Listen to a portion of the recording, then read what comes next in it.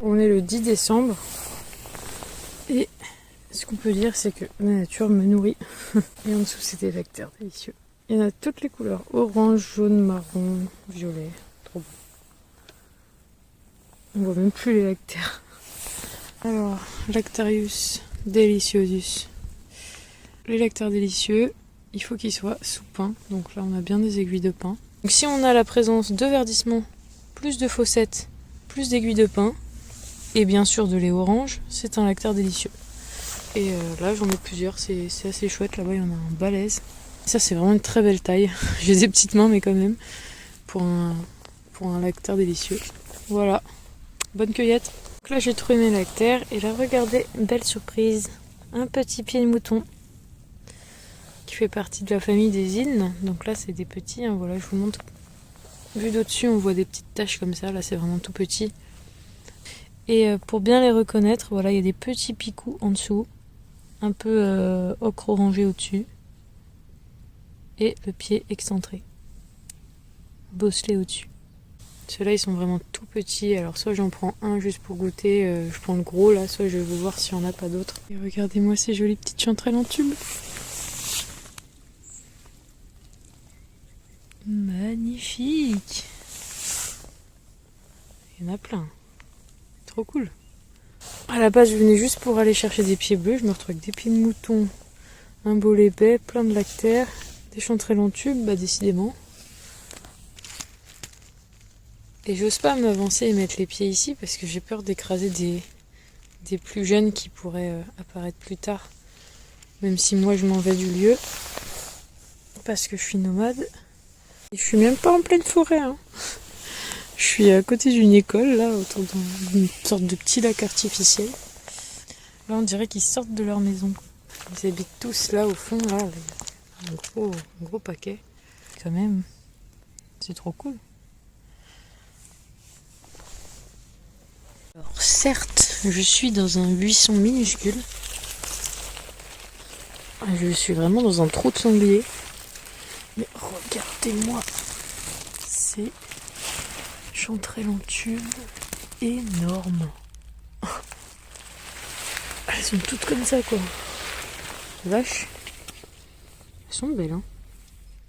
Évidemment, j'étais partie pour aller chercher des pieds bleus. Je me reviens avec plus d'1 kilo de lactaires délicieux et je suis encore là. Et puis là, celle-là, elle me tend les bras, quoi. Enfin, celles-ci, elles sont 3, mais voilà, toutes belles. Putain, je croyais que vers Bordeaux, pourtant, les gens, ils allaient encore aux champignons, mais apparemment personne n'a cherché dans le coin, parce qu'il y en a plein, quoi. C'est... Voilà. Bah, après, c'est vrai que d'au-dessus, on voit pas trop, hein. Mais bon. Oh là là, je marche dessus, il y en a partout. Je sais même plus où mettre mes pieds. Voilà mon rond de sorcière de petits pieds bleus. Je sais pas si vous allez voir. C'est bien un cercle. C'est pas des pieds bleus, c'est des petits pieds bleus. Parce que le pied est plus fin. Et le pied est plus fin et on voit pas à travers. L'Épista sordida. Petit pied bleu. Et ça pousse vraiment en cercle, c'est impressionnant. Je tourne en rond et il y en a tout autour. J'ai ramassé tout ça en décembre 2025, comme quoi même en plein hiver on peut trouver de super trucs à récolter. Et c'était dans un spot où j'avais jamais foutu les pieds et j'étais toute seule et en une après-midi, voilà toute ma récolte. Je vous ai mis les noms de chaque champignon que j'ai trouvé. Bon, il y a principalement des chanterelles, des lactaires délicieux et des pieds bleus, mais quelques petits autres trouvailles sympas. 18 décembre. Regardez ce que je viens de trouver. Des oreilles de Judas. Quand on mange des plats asiatiques, souvent il y a un petit champignon noir, bah c'est celui-là, sous forme séchée. Il est assez gélatineux.